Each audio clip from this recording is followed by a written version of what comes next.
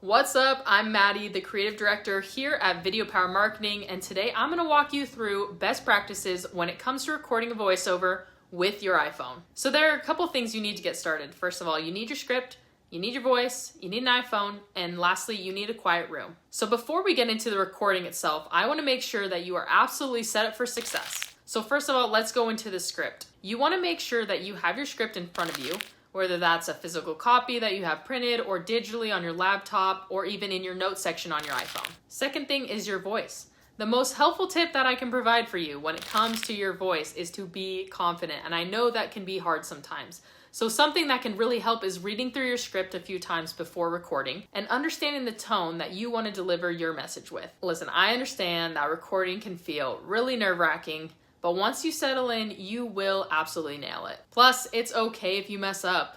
We all do it. I've messed up so many times on this video and you would never know. That is the power of editing. So instead of redoing your entire script from the beginning, if you want to redo a sentence or fumble over a word, just take it from the top of that sentence again. There's no need to restart the whole script. It does not need to be perfect. Third is your iPhone. You will need an iPhone to record your voiceover and access to the Voice Memos app.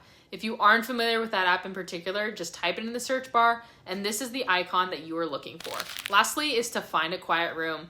You want to find a place to record that has carpet and isn't super echoey. So my pro tip to you might sound a little weird, but one of the best places that you can record your voiceover is actually in your closet. Not only do you usually have carpet on the floor, but the clothes around you actually make you sound like you are using more professional sounding audio. All right, now we are set up for success and it's time to start recording. So go get your script, get your iPhone, open up the Voice Memo app, and let's get started. Once in the app, you will see a folder icon in the bottom right corner. Click on that and enter a name. I'm gonna name mine Voiceovers and then press save.